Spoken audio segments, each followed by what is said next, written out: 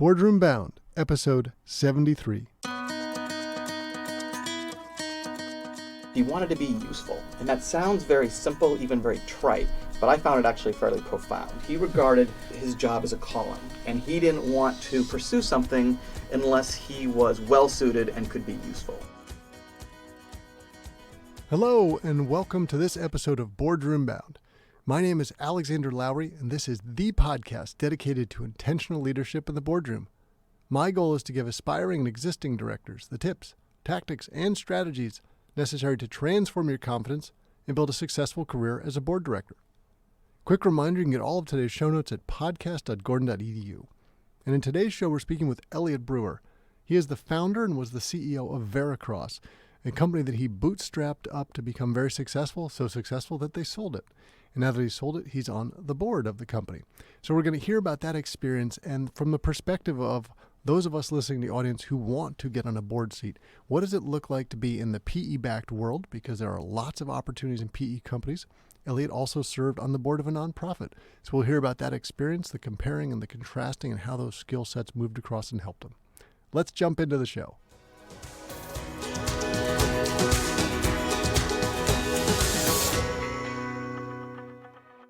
Elliot Breuer, welcome to the Boardroom Bound podcast. Thank you, Alexander. It's great to be here.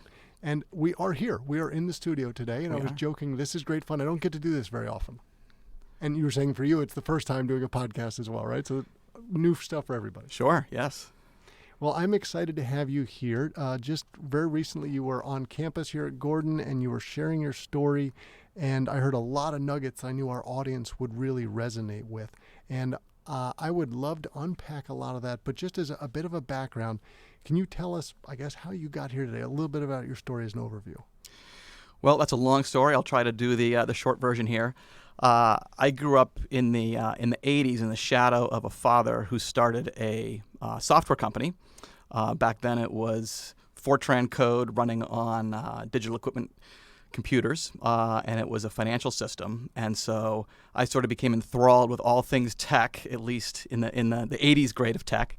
And then after college, I decided to join the company, and that's where I learned all about hardware, building hardware, software, programming, customer all support. Good things today, right? Yes, building solutions for customers, learning that customers often have a very different perspective than you do, and learning how to work with that.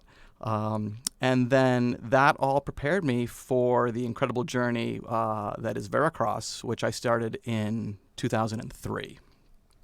And so the way that we've described it, you're the CEO of a bootstrapped firm because unlike most companies, you never took any outside money. That is correct. We never took any debt or equity capital from anyone. It was entirely my father and myself using cash flow from other lines of business to finance the growth of Veracross, as well as various companies that he has started and runs. Which is not the typical entrepreneur model today in terms of financing, but has been very successful. You've done very well. And I think that's a great part of why this works. Because when we think about who usually goes on a board, someone who's been very successful at what they have done, often it's someone in the C-suite because they know what it's like to lead an organization, to grow and develop it. They can help CEOs because they've been there, they've understand the pain of it. And I love a lot of what your story was about because as you grew and developed, you had very clear principles that you wanted to bring to your business. And I think they were unique. So if you could talk a little bit about that for Veracross, that'd be really helpful. The way you looked after employees and your thoughts around stuff like that. So one of my motivations was to really enjoy my, 6 to 8, but most likely 8 to 10 hours a day. Yeah. And the way for me to enjoy that was to be always solving very interesting problems with interesting, high-quality people. And so I guess one of my principles was, collect some of the best people that I can find. And that's not just people who do their job well, but whose character, whose integrity, all are of the highest standard. And it turns out when you collect a bunch of folks like that, it's really easy to make great things happen. It's still very hard, but it's a lot easier. So that was one principle, which I think was really sort of a big part of the secret sauce, was just not cutting corners on the recruiting.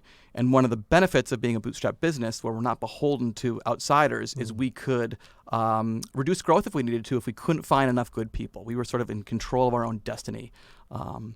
Another value that is common today but wasn't talked about a lot in years gone by was what I would call radical transparency.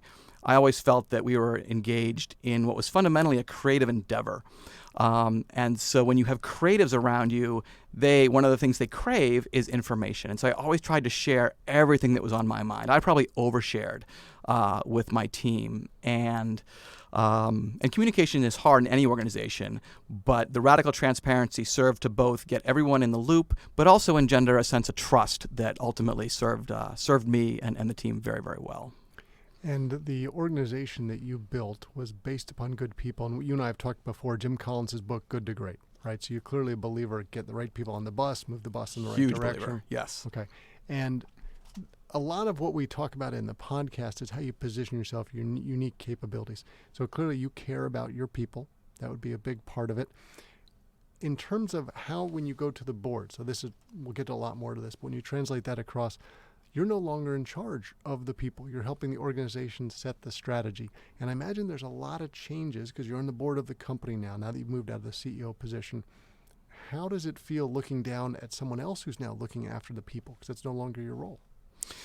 Well, one of the big lessons I learned in the process of selling my company was that I could not leave the decision to select my successor to others. I had to be the one to decide that. And that was a sort of a painful lesson, but I did learn it in time, fortunately. And so I selected an individual who both had a stellar track record in his financial performance as a professional manager, but also as someone who really valued and cultivated and knew how to maintain healthy cultures. And so the single biggest thing I did kind of on my way out was hand the baton to someone who valued the same things I did and who had done them and had a proven track record. Because now that I'm on the board, I've lost a lot of the ability to directly influence that. But I'm very happy to say that my successor is living up to the hype and is doing the very things that I essentially selected him to do, which was maintain that culture without compromising financial performance. And that's something that a lot of people think can't necessarily be done. I'm a believer that those things can be done and in fact reinforce each other. And along those lines, I'm going to liken this to Richard Branson. So Richard Branson sets up lots of companies. He's a great entrepreneur, great vision, very good at marketing. He's not very good at finance. And my understanding is when he starts a new business, he will find some hotshot young finance guy who wants to work really hard and be really successful, and they pair off together and they match up well, and you start the business. And you have joked before that your strength is not necessarily the finance and accounting, so you found a really good partner to be your CFO, and you worked really well together, right? That is correct, yes. So my father, who started the sort of parent company back in the 70s, when we launched Veracross, his role was really CFO. And he was very well equipped to do that, having been involved in finance for decades, having built accounting system, having consulted to larger companies, been an interim CFO. And so he just sort of took that he took that role and sort of did it so well, probably a little too well. It did free me to, build the team, build the product, build the client base, and focus on those things. And what I mean by too well is that I wish if I could go back that I would have learned a little bit more during that process rather than just sort of blindly trusting him, which I could do. He was very trustworthy. But you had a good history and some knowledge. We did very well together.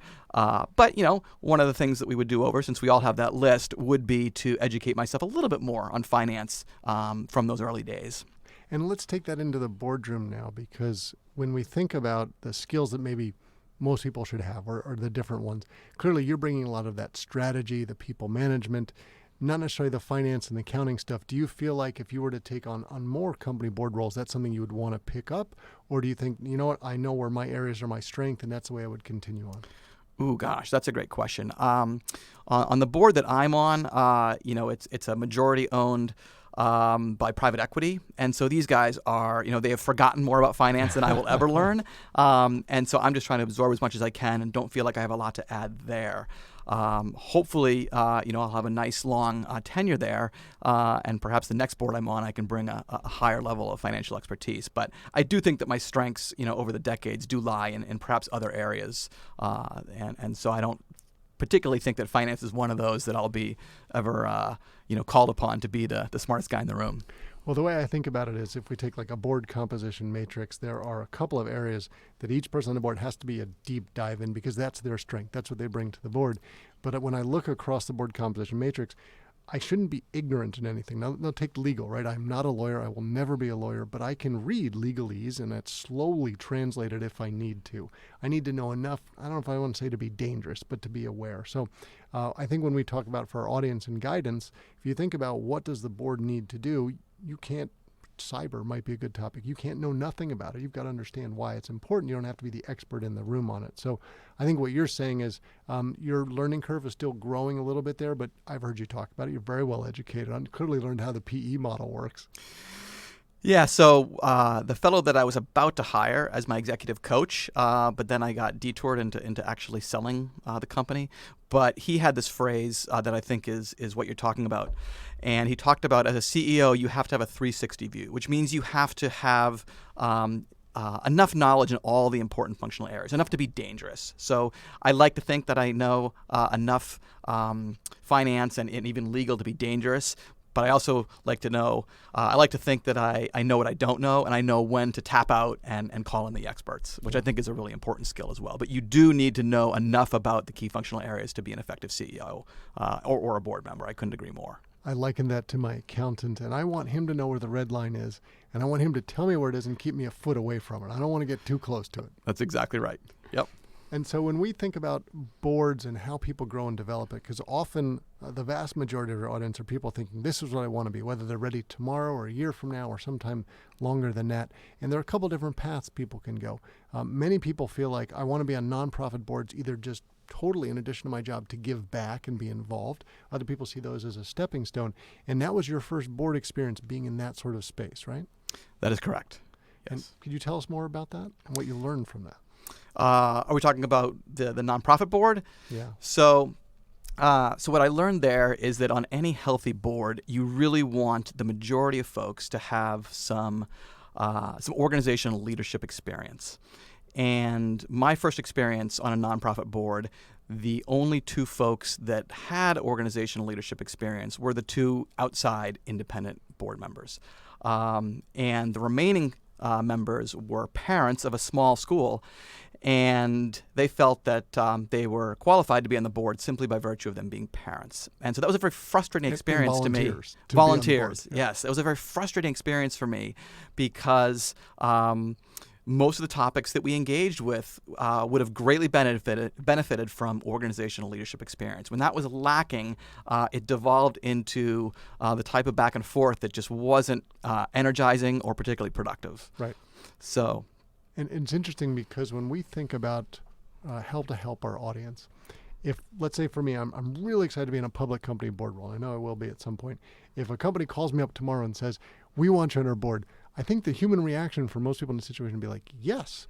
And I think the reaction should be, yes and, yes if, yes but, whatever it is of, let me talk to you. Let me meet some of your people. Let me sure it's a right fit for both of us, which I liken it to dating, right? I want to make sure this is a good relationship to go forward.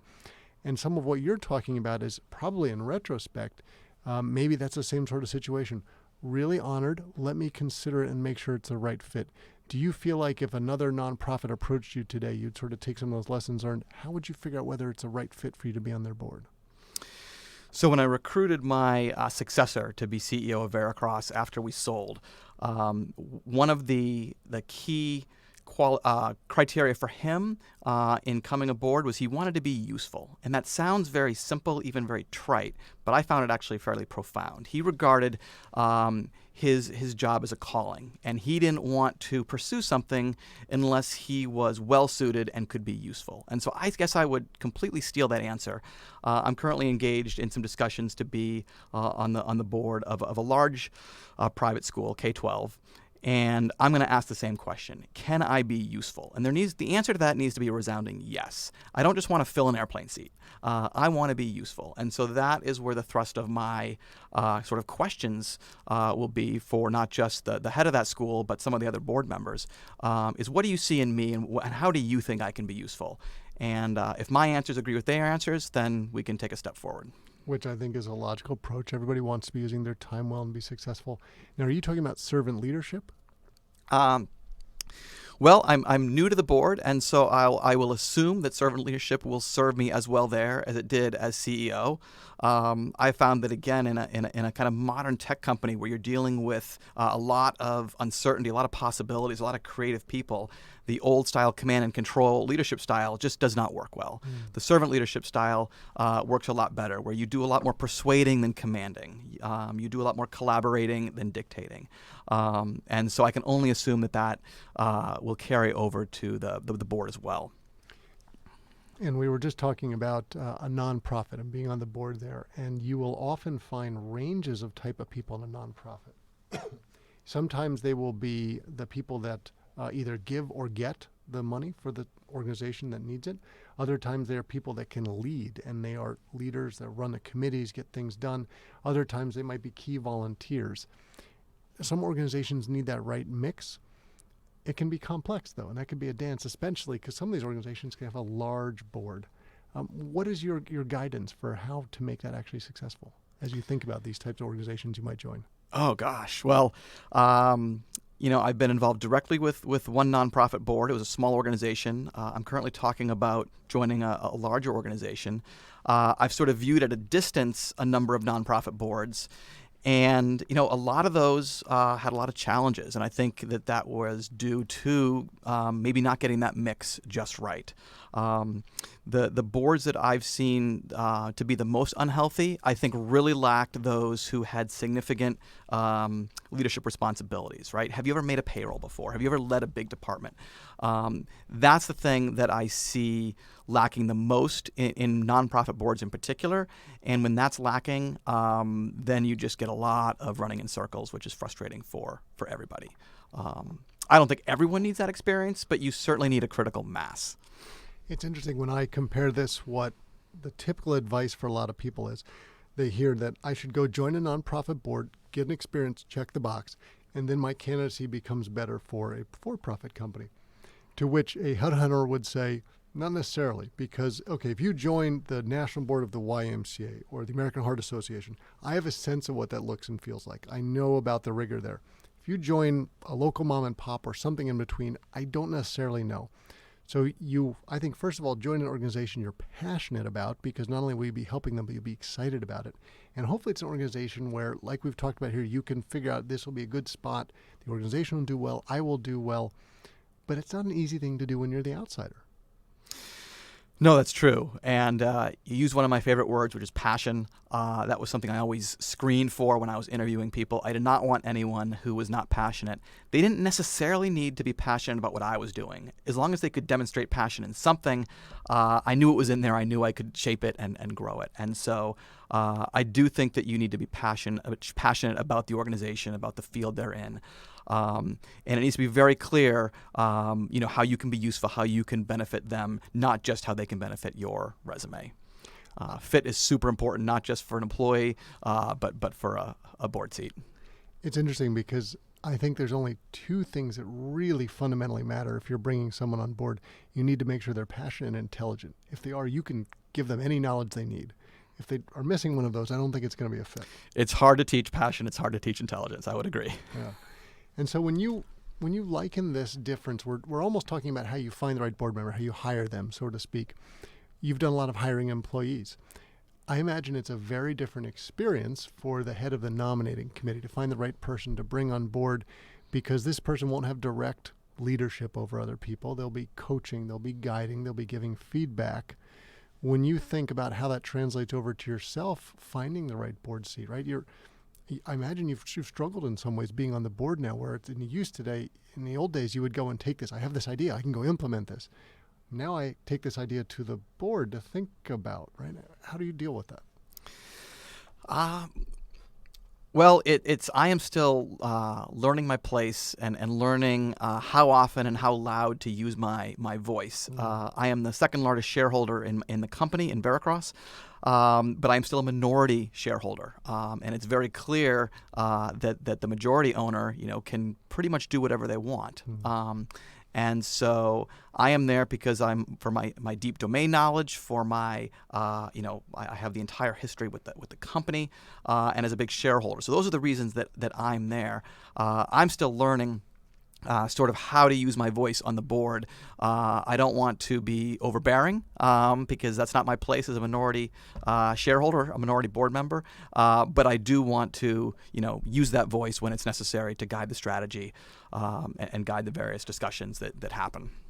And I wonder if this would be helpful for us almost to flip the script on this discussion, because when we think about the founder of a company, whether it's a nonprofit or a for-profit company, transition can be really hard. And it sounds like you've worked very hard to make this one successful. But for the other people in the room, we've even seen this with companies that have gone public, that persona still has a lot of influence, whether they're in the room or not, because they would know most people who are still in the room. What is your guidance for people that are thinking about opportunities to step into to be on the board of where this might be coming up or is currently happening? Are you asking me about the founder transition and how I transition out of being the founder and the leader to the board? Exactly. And for the people that are thinking about stepping into a situation like that. Got it. Okay. Well, in my crash course on selling a founder-owned business, one of the things I learned was that founder transitions are an incredibly big deal. And now, having lived through one, I completely agree. But it's not something that's necessarily intuitive when you're on the other side of it. In fact, it's such a big deal that I learned that potential investors, potential buyers for your business will actually pay you more if you have taken that risk off the table. And so once I learned that, I said, well, I would like to have a higher number rather than a lower number. And so if I can take some steps to do that, I'm interested. So what I did is I found my own successor. I mentioned that was a lesson I learned, that I should not leave that to others. I tried that once, and it failed spectacularly.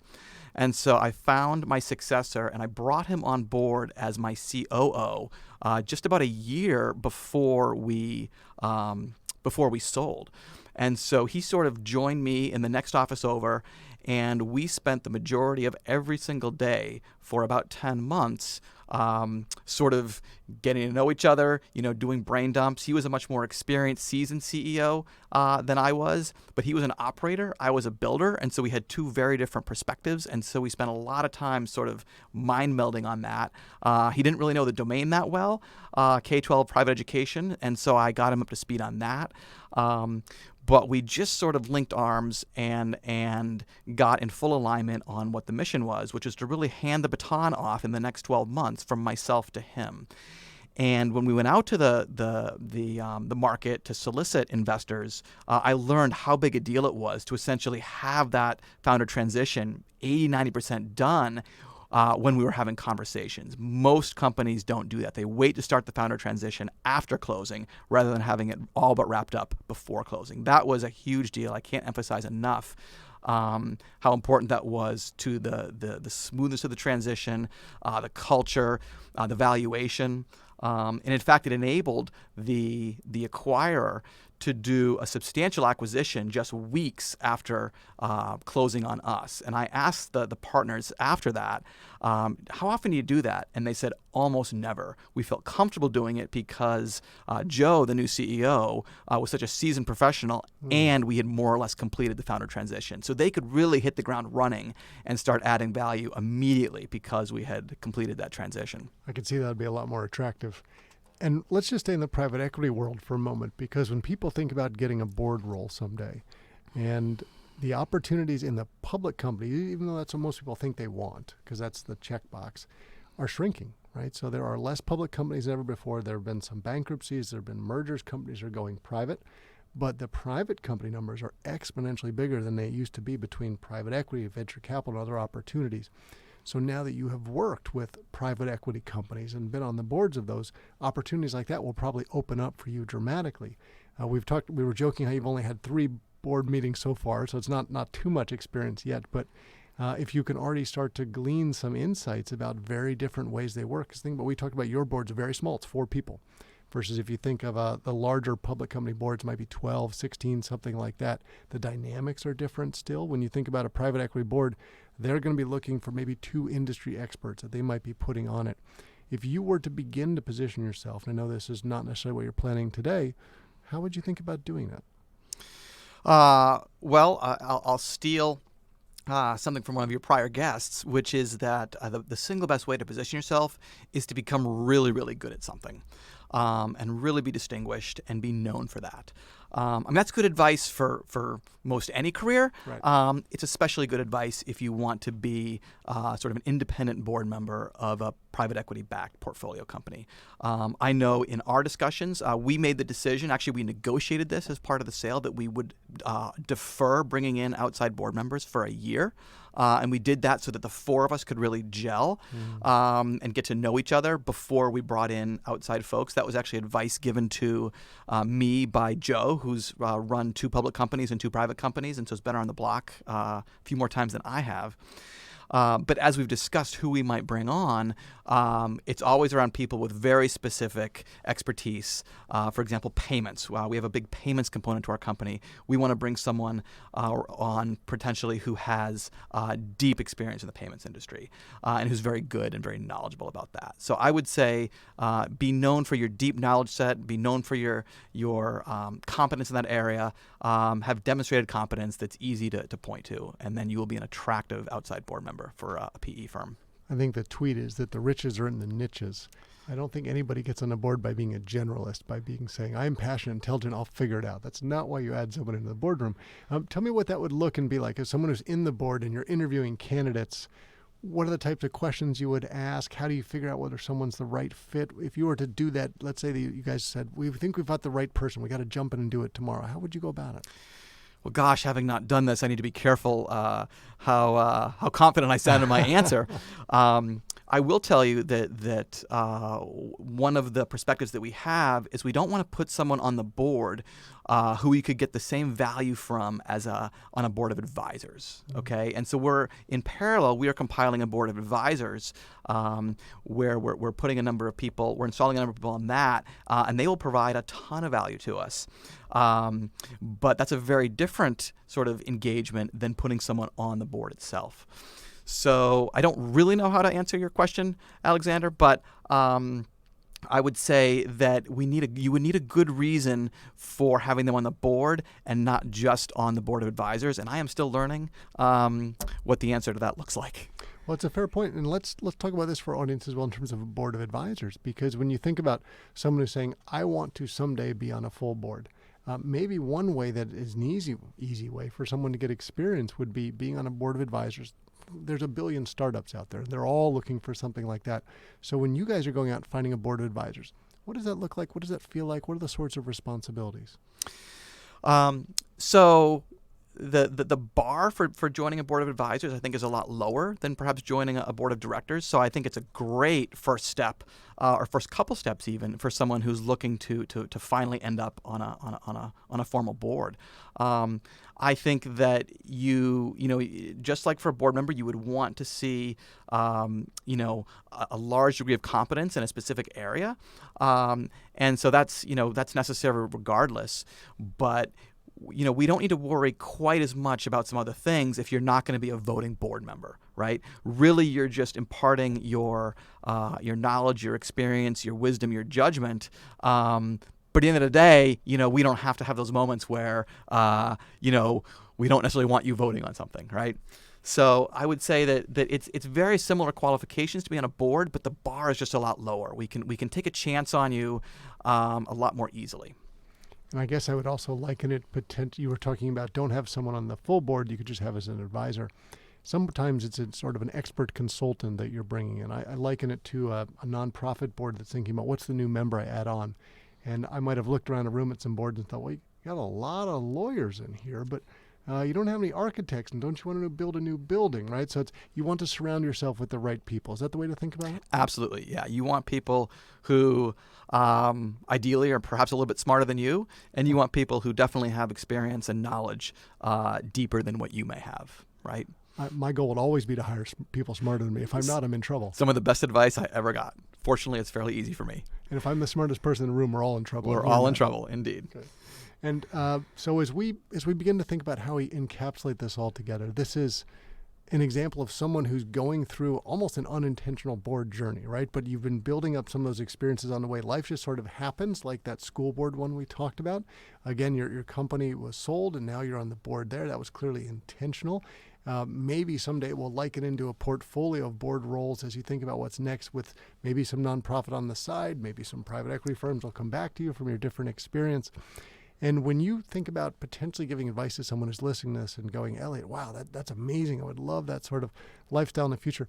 Were there a couple of key things along the way that you think, looking backwards, going, wow, those prepared me for where I am now? Well, when I was talking to my successor, Joe, about this, I tried to make the claim that I had zero board experience. And he completely disagreed with me. And he said, actually, you were on the board with your father. And it may not have seemed that way, but you were doing the job that a board does. And he says, I think you are eminently qualified to be on the board. I didn't quite know how to take that. I'll accept maybe half credit for that. But I would say that some of what I learned in working with my father was you need to know how to spar with, very smart, often type A folks. You need to know when to use diplomacy and tact and when to sort of, do a full frontal assault. One of your previous guests mentioned judgment as a key criteria. I couldn't agree with that more. I think lots of people have education and credentials. Fewer people have judgment. And so that's something that you should always be seeking to cultivate in life, regardless, but especially if you want to end up on a board. And so I would say that working with my father for literally decades before we ended up, where we are now, was great experience, because he and I did not always see eye to eye on the strategy, on the forest or the trees, and learning how to navigate that was key to me ending up now on a board of 4 people who are all fairly intense folks. And I imagine a big part of this, if we translate it for our audience, is figuring out how to showcase your board experience. So you may have presented to boards. You may have reported to people who took the reports up the boards that you made. So you've got to make those connections. It doesn't really help to say, I've got no board experience if you want to be on it, because nobody wants to hire that person, right? It's a big leap. So if you're thinking about adding to your board now, it's much easier to sell if people have the same qualification, but someone's kind of been there and done it before. Of course. I mean, and that's a challenge for a lot of things. You want the thing, but you don't have the experience. And so how do you get the experience to get Right. the thing? And so that's why I think that sort of laddering up with perhaps a board of advisor role would be a great way to do it. And if you have cultivated a specific knowledge set and a demonstrated competency, then I think you're well positioned to sort of start the search for organizations that are looking for advisors. And you mentioned, outside consultants. I think one of the differences between consultants and advisors are someone who aren't necessarily looking to be paid. I actually don't know if we pay ours. We may, but I doubt that's their motivation. I think their motivation, hopefully, is to be useful, and also maybe to enhance their experience to the point where they would be eligible for something a little bigger, something more formal. Yeah.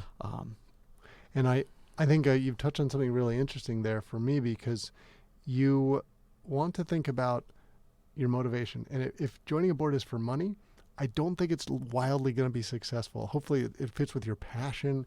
It's an opportunity to grow and develop. Compensation can be a part of it, but if that's the main driver, probably like hiring anyone for the job. If they're really joining for the compensation, they're not going to be there forever, because someone else will lure them away. In my experience, whenever someone is doing something primarily for the money, it often doesn't end well. And so in my entire career, whether it was pricing things, selling things, even when it came down to selling the company, we never focused first and foremost on the money. We always let other things drive the process, and the money would often take care of itself. Not that you just ignore it or neglect it, but it should never be the driving force. And I would agree with you. Whether it's an employee or a board member, if they're in it for the money, they're in it for the wrong reasons. Passion needs to be much higher up on the scale than making money. And one last question for you. You were referencing the previous episode. We've talked a little about it, and that was Gordon Hall, so way back on episode number 5.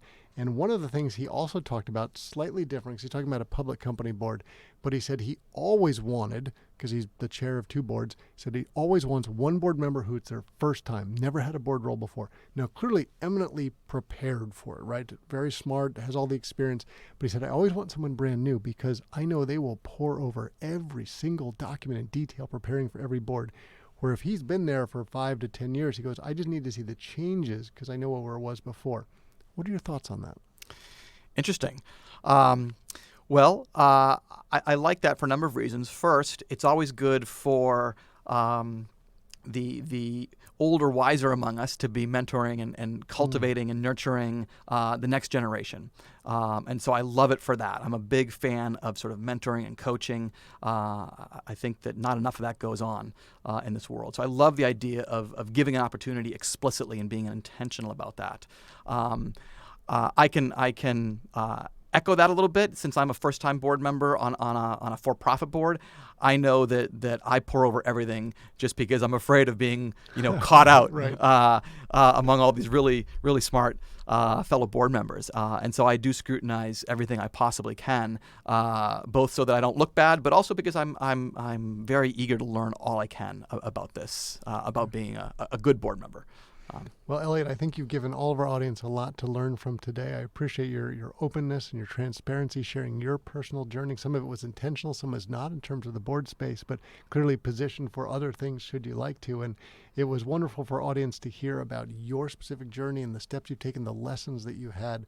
And we are grateful for you sharing your insights and helping all of us to be boardroom bound. You're very welcome. That's it for this episode of Boardroom Bound. I really enjoyed chatting with Elliot Breuer. I appreciated his transparency about going from being a CEO of a company to serving on the board of that company, and also comparing and contrasting that with his experience being on the board of a nonprofit, what he learned from the two of those, and what all of us can take away in our position of trying to get onto our first board, our second board, whatever type of opportunity we are. Clearly lots of applicable opportunities for those of us who are looking to get into a private equity board company role. Now remember to head over to podcast.gordon.edu where you can get links to all of today's resources. And please know that the Boardroom Bound team and I are so proud to be your go-to podcast for all things that connect, prepare, and empower you to land a board seat. Be sure to subscribe to this podcast so you don't miss any of the high-quality content that we're bringing to you every Wednesday. And thanks for joining me today. I can't wait to share more stories and strategies from brilliant business minds with you again next week. Remember to keep tuning in to be Boardroom Bound.